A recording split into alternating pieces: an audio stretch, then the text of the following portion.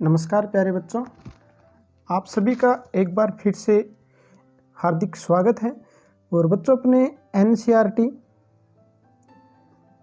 12th का जो syllabus है और ये सेशन 2021-22 के लिए रहने वाला है। इसमें आपने देखा था एनसीईआरटी 11th के अंदर आपको याद होगा, अपने बायोलॉजी के अंदर टोटल जो यूनिट पड़ी थी वो 5 यूनिट पड़ी थी। टोटल कितनी यूनिट पड़ी थी बच्चों? 5 यूनिट पड़ी थी। और अपने जो 12th का सिलेबस स्टार्ट होता है वो होता है यूनिट 6 से।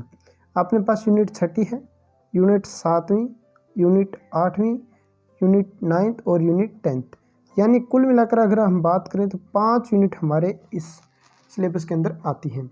इसके बाद अपने देखो यहाँ पर जो अपनी पहली यूनिट है, इस पहली यूनिट के अंदर अपने पहली का मतलब यहाँ पर अपने पास कौन सी यूनिट है? पहली का मतलब यहाँ पर अपने पास 6ठी यूनिट है। इस 6ठी यूनिट की बात करते हैं तो अपने पास बच्चों कितने चैप्टर आते हैं? इसके अंदर 4 चैप्टर आते हैं। टोटल कितने चैप्टर हैं? 4 चैप्टर हैं। इसके बाद अपना जो ये 7वीं यूनिट है, इसके अंदर टोटल अपने कितने चैप्टर हैं? 3 चैप्टर हैं। टोटल कितने चैप्टर हैं बच्चों? 3 चैप्टर हैं, जिसमें अपने जेनेटिक्स पढ़ने वाले मुख्य रूप से। उसके बाद अपने पास जो यूनिट आती है वो यूनिट आती है अपने पास 8th यूनिट की बात करें तो अपने पास टोटल कितने चैप्टर इस यूनिट के अंदर? टोटल 3 चैप्टर हैं। उसके बाद यूनिट आती है अपने 9। इस 9 यूनिट की 9th यूनिट की जो बात करें, इसके अंदर 2 चैप्टर हैं अपने पास, 2 चैप्टर हैं और ये चैप्टर बायोटेक के हैं। उसके बाद अपनी जो लास्ट यूनिट आती है 10th यूनिट, ये है इकोलॉजी की। इकोलॉजी की बात करें तो इसके अंदर हमारे पास जो टोटल चैप्टर आते हैं वो 4 चैप्टर आते हैं। 4 चैप्टर हैं। अब देखो टोटल चैप्टर कितने हो गए? 4 चैप्टर तो हैं अपने पास 6ठी यानी पहली यूनिट के अंदर, 3 चैप्टर अपने पास दूसरी यानी 7वीं यूनिट के अंदर, और 8वीं जो यूनिट है यानी तीसरी जो यूनिट है उसके अंदर अपने टोटल कितने चैप्टर हैं? 3 चैप्टर। फिर अपने पास 9th यूनिट यानी चौथी यूनिट के अंदर आते हैं 2 चैप्टर, और उसके बाद अपनी 10वीं जो यूनिट है इसके अंदर आते हैं 4 चैप्टर। टोटल आप देख सकते हैं 4 7 7 3 10, 10 से 2 12, 12 और 4 16। टोटल अपने पास चैप्टर कितने हैं बच्चों? 16 चैप्टर हैं। चैप्टर अपने पास कितने हैं? 16 हैं। और इसमें अगर हम बात करते हैं, अपने पास चैप्टर तो 16 हो गए और अपने पास यूनिट कितनी है? यूनिट टोटल 5 है, और ये अपने सिलेबस के अंदर स्टार्ट होती है 6ठी यूनिट से। अब देखिए अपने पास जो अपने 6ठी यूनिट है, यानी अपने बात करें यूनिट कौन सी अपने पास? 6ठी, और ये इकाई 6 से स्टार्ट है। लेकिन अगर हम अपने सिलेबस के अकॉर्डिंग देखें तो अपनी ये यूनिट कौन सी हो जाती है? ये यूनिट हो जाती है अपनी प्रथम, और ये अपनी बुक के अकॉर्डिंग देखें तो इसमें 6ठी यूनिट दे रखी है। इसके अंदर अपने अगर यूनिट की बात करते हैं तो ये इस यूनिट का नाम है जनन। इस यूनिट का क्या नाम है बच्चों? जनन। और इस जनन वाली यूनिट के अंदर जो हमें पहला चैप्टर पढ़ना है बच्चों, अपने बात करते हैं चैप्टर पहले, अपने चैप्टर फर्स्ट की बात करते हैं, क्योंकि हम जो सिलेबस स्टार्ट करेंगे वो चैप्टर फर्स्ट से स्टार्ट करेंगे। तो ये अपना चैप्टर फर्स्ट आता है जीवों में जनन का, जीवों में जनन। तो आप साथ साथ चाहें तो नोट्स बना सकते हैं, और वैसे अगर कोशिश रहेगी हमारी कि आपको पीडीएफ उपलब्ध करवा दी जाए, लेकिन फिर भी अगर पीडीएफ नहीं मिलती है तो आप साथ साथ क्या करना बच्चों? नोट से बना लेना। तो अपना जो आज की इस क्लास में जो अपना चैप्टर रहने वाला है, या अपने मेन अपने बात करें तो अपने चैप्टर फर्स्ट पढ़ने वाले हैं। तो चैप्टर फर्स्ट है जीवों में जनन। अगर जीवों में जनन की बात करते हैं तो बच्चों जनन जो अपना चैप्टर स्टार्ट होता है उसके अंदर पहले एक अपने टॉपिक दे रखा है जीवन अवधि के बारे में। पहले अपने टॉपिक कौन सा दे रखा है बच्चों? जीवन अवधि का टॉपिक दे रखा है। सबसे पहले अगर हम देखते हैं तो अपने पास टॉपिक कौन सा आता है? जीवन अवधि। जीवन अवधि का आता है जीवन अवधि। अब जीवन अवधि अपने सामान्य रूप से अगर देखें तो जीवन अवधि का मतलब क्या होगा? लाइफ साइकिल, यानी वो कितने दिनों तक जीवित रहता है, वो प्राणी कितने दिनों तक जीवित रहता है, या उसका जीवन काल कितना होता है। लेकिन अगर हम एनसीईआरटी के अकॉर्डिंग इसकी डेफिनेशन देखते हैं तो इसकी डेफिनेशन हमें क्या मिलती है? तो इसकी डेफिनेशन मिलती है बच्चों, किसी जीव के जन्म से लेकर, यानी कोई भी जीव है अपने कह सकते हैं किसी जीव के जन्म से लेकर, किसी जीव के जन्म से लेकर, जन्म हुआ जीव का, उस जन्म से लेकर उसकी प्राकृतिक मृत्यु, मृत्यु कैसी होनी चाहिए बच्चों? उसकी प्राकृतिक मृत्यु होनी चाहिए। उसकी प्राकृतिक मृत्यु तक का जो काल है, मृत्यु तक का काल, मृत्यु तक का काल उस जीव की क्या कहलाती है? उस जीव की जीवन अवधि कहलाती है। उस जीव की जीवन अवधि कहलाती है। उस जीव की क्या कहलाती है बच्चों? जीवन अवधि कहलाती है। यहाँ पर देखो एक चीज़ हमने विशेष रूप से लिखी है। विशेष रूप से क्या लिखे? देखो यहाँ पर मृत्यु कैसी? उसकी प्राकृतिक मृत्यु। ये ध्यान रखना, मृत्यु कैसी होनी चाहिए? प्राकृतिक मृत्यु होनी चाहिए। अगर वो किसी दुर्घटना से मर रहा है, यानी अगर वो बात करें किसी दुर्घटना से मर रहा है, एक्सीडेंट से मर रहा है या फिर कोई बीमारी से मर रहा है, तो वो क्या है? उसकी प्राकृतिक मृत्यु नहीं है। अगर वो दुर्घटना से मर रहा है, बीमारी से मर रहा है, तो बच्चों वो उसकी प्राकृतिक मृत्यु नहीं है। प्राकृतिक मृत्यु का मतलब जब जैसे मान लो कोई एक व्यक्ति है, वो हो गया 100 साल का, तो 100 साल के बाद उसकी जीर्णता की हालत आ जाती है, जीर्णता आ जाती है उसमें।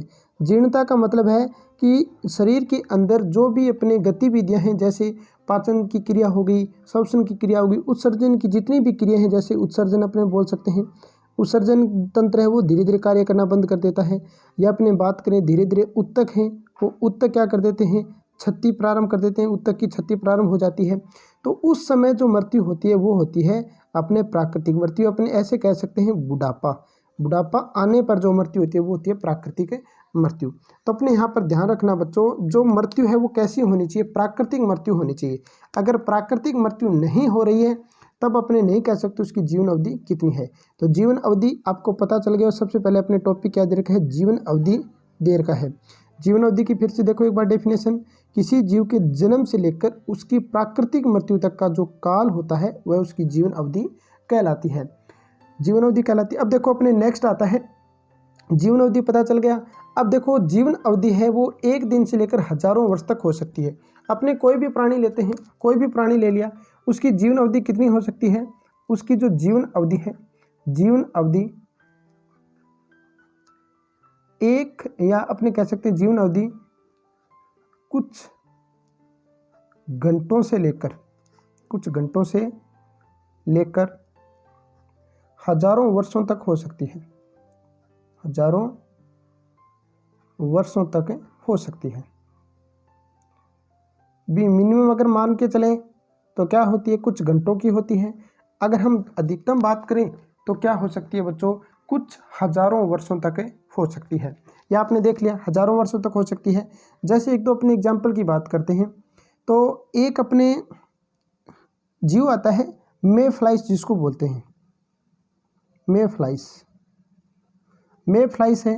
इसका जो जीवन काल है वो एक दिन का होता है, एक दिन का, या फिर मान के चलें अपने 24 घंटे का, एक दिन का या 24 घंटे का। तो ये जो मे फ्लाई है इसका जीवन काल कितना हुआ?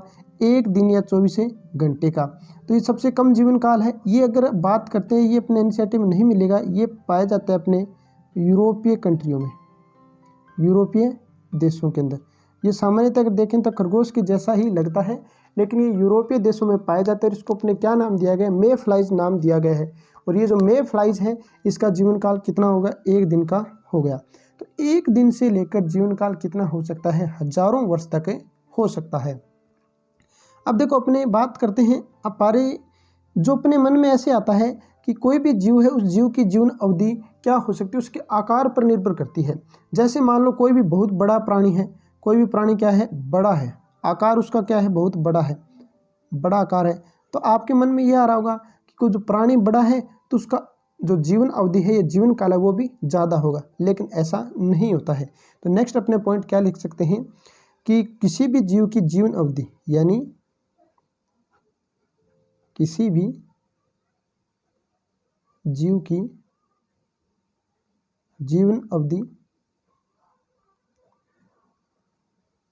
उसके आकार पर निर्भर नहीं करती, उसके आकार पर निर्भर नहीं करती, आकार पर निर्भर नहीं करती है। भी प्राणी कितना ही हो, छोटा हो बड़ा हो, इससे उसका कोई रिलेशन नहीं है। अगर आप सोच रहे हो कि प्राणी छोटा है तो उसका जीवन काल भी छोटा होगा और प्राणी बड़ा है तो उसका जीवन काल भी बड़ा होगा, लेकिन ऐसा नहीं है। अपने देखो एग्जाम्पल बात करते हैं, एग्जाम्पल की बात करते हैं। तोता आपने देखा होगा, तोता सबने देखा होगा, पैरेट, और कौवा भी देखा होगा। आपने कौवा भी देखा होगा, जिसको अपने मारवाड़ी भाषा में कागला बोलते हैं। तोता और कौवा ये दोनों क्या है, आकार में सेम है, आकार में लगभग क्या है, आकार में दोनों समान है, आकार में क्या है, समान है। अब आकार में समान है लेकिन इनका जो जीवन अवधि है उसमें बहुत ज़्यादा डिफरेंस होता है। अपने बात करते हैं तोते का जो जीवन काल होता है, इस तोते का जीवन काल होता है 140 वर्ष। कितना होता है बच्चों, 140 वर्ष, ठीक है। लेकिन अगर कौवा की बात करते हैं अपने, तो कौवा का जीवन काल कितना होता है, 15 वर्ष। कितना होता है, 15 वर्ष। यानी तोता 140 वर्ष तक जीवित रहता है अगर प्राकृतिक मृत्यु उसकी हो तब की बात करें अपने। और कौवा कितने साल तक जीवित रह सकता है, 15 साल वर्ष या 15 वर्ष तक या 15 साल तक। अब देखो कौवा और तोता दोनों के आकार में क्या है, समानता है, दोनों का आकार क्या है, समान है।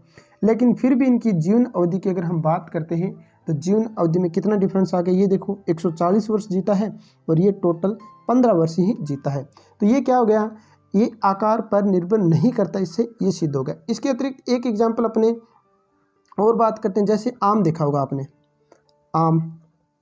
आम का जो पादप है, या आम पादप अपने लिख देते हैं, आम पादप।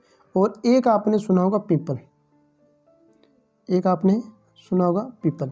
तो ये भी देखो अपने लगभग क्या होते हैं, सामान्य आकार के होते हैं, सामान्य क्या होते हैं, आकार के होते हैं। लेकिन आम की जो जीवन अवधि है वो कम होती है और पीपल की जो जीवन अवधि है वो अधिक होती है। वो क्या होती है, अधिक होती है। इससे ये बात सिद्ध होती है कि कोई भी जो प्राणी है उसका जो आकार है वह निर्भर नहीं करता उसकी आयु पर, या आप ऐसे कह सकते हैं कि प्राणी छोटा हो या बड़ा हो उससे कोई मतलब नहीं है कि वो कितना जिएगा। तो अपने यहाँ पर समझ में आ गया होगा कि जीवन अवधि क्या है। तो कोई भी प्राणी जब उसकी जन्म होता है और जन्म लेकर उसकी जो प्राकृतिक मृत्यु तक का जो जीवन काल, बीच का जो आयु काल है वह क्या कहलाता है, उसका जीवन अवधि कहलाती है। और जीवन अवधि उसकी आकार पर निर्भर नहीं करती है।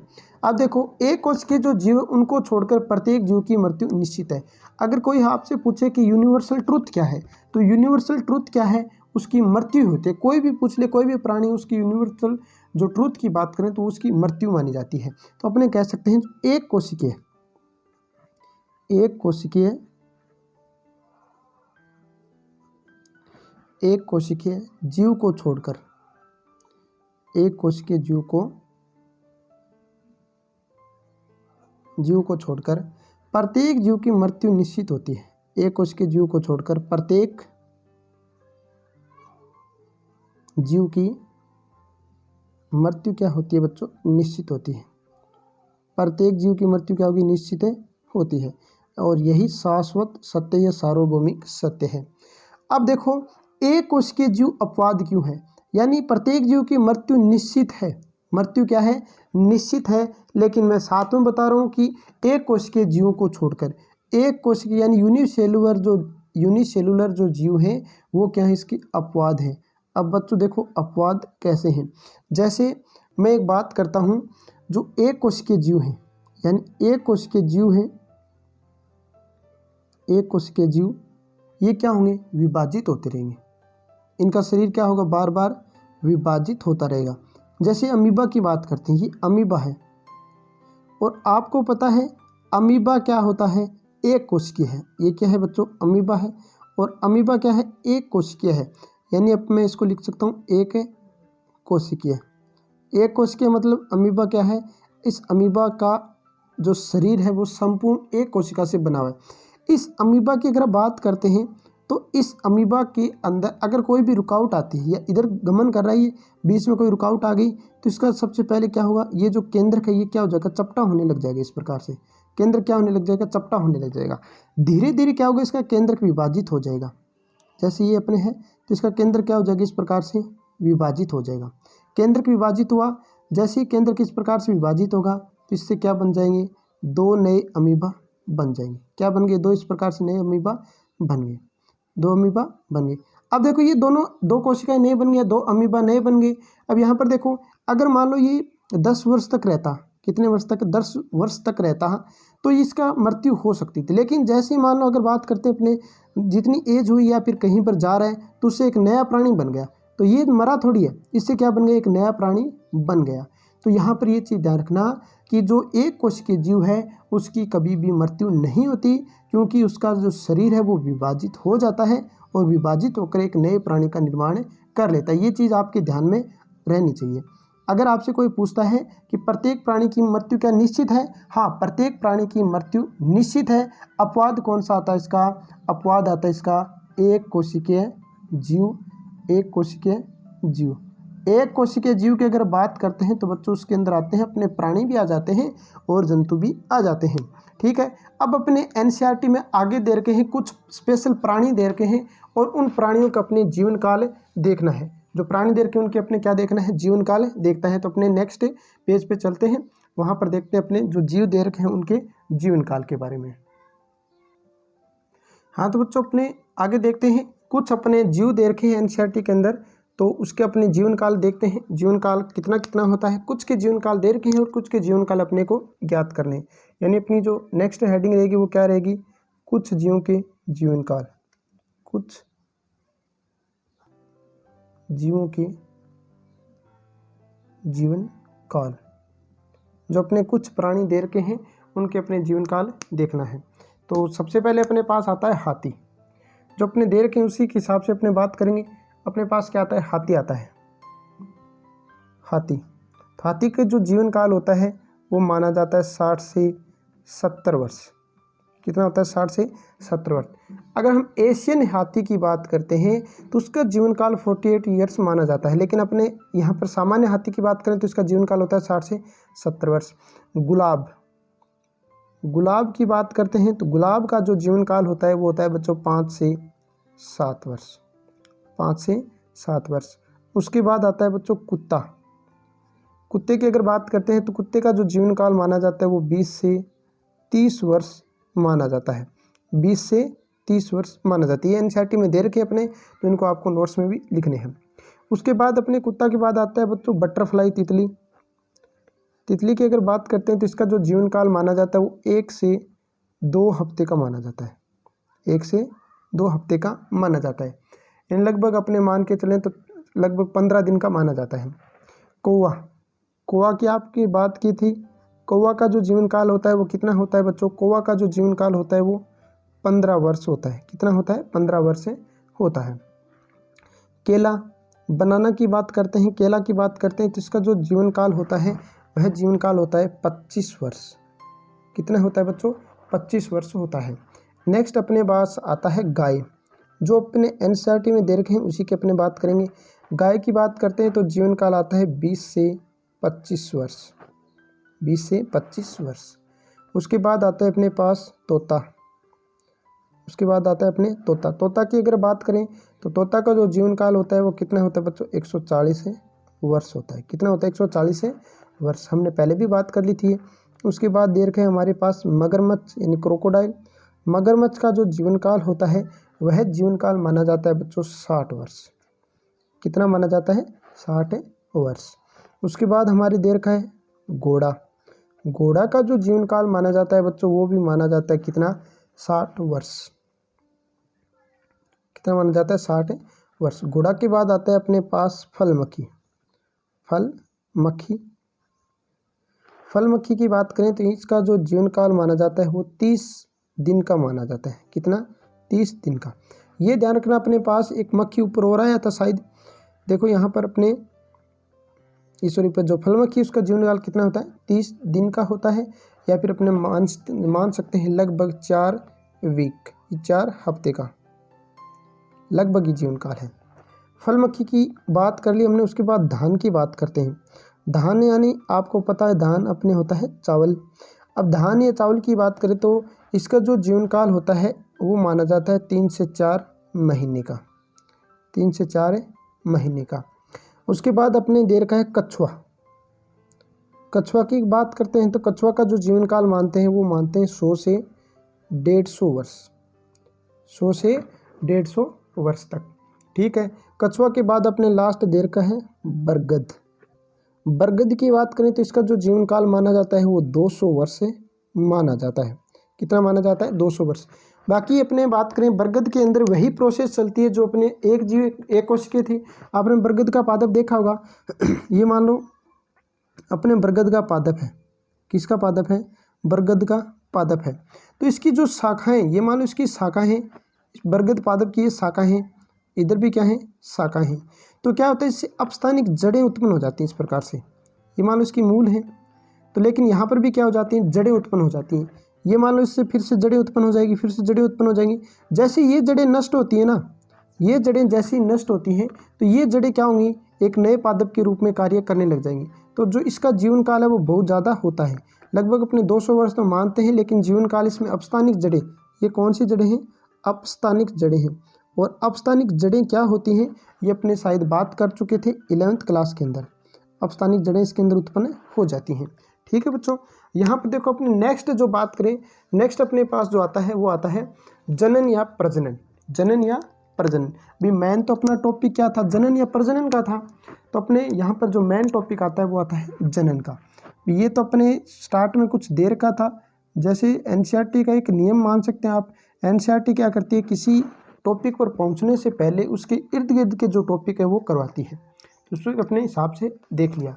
अब अपने पास आता है जनन या प्रजनन। जनन, ये इसको अपने बोल सकते हैं बच्चों प्रजनन, ठीक है। जनन या इसको क्या बोल सकते हैं, अपने प्रजनन बोल सकते हैं। अब देखो जनन या प्रजनन क्या है। आपने देखा होगा कि जो कुत्ता है, किसकी बात करें, अपने कुत्ता की बात करें, कुत्ता क्या करता है, अपने समान बच्चे देता है, अपने समान बच्चे देता है। कुत्ता जो अपने समान बच्चे देगा। अब देखो यहाँ पर आपको ध्यान होना चाहिए, ये जो कुत्ता है ये अपनी जाति का अस्तित्व बनाए रख रहा है। जाति का क्या बना रहा है, अस्तित्व बना रहा है,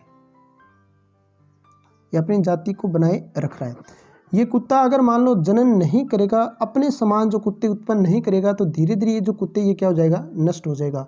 तो जनन की अपनी डेफिनेशन क्या होगी, तो प्रत्येक जीव द्वारा अपनी प्रजाति की निरंतरता को बनाए रखने के लिए अपने समान नए जीव उत्पन्न करना क्या कहलाता है, जनन कहलाता है। तो अपनी इसकी डेफिनेशन क्या दे सकते हैं बच्चों, डेफिनेशन दे सकते हैं अपने प्रत्येक जीव द्वारा, जीव के अंदर पता है आपको पेड़ पौधे भी आएंगे और जंतु भी आएंगे, प्रत्येक जीव द्वारा अपनी जाति की निरंतरता, या अपने बोल सकते हैं अस्तित्व, प्रत्येक जीव द्वारा अपनी जाति की निरंतरता अस्तित्व को बनाए रखने के लिए,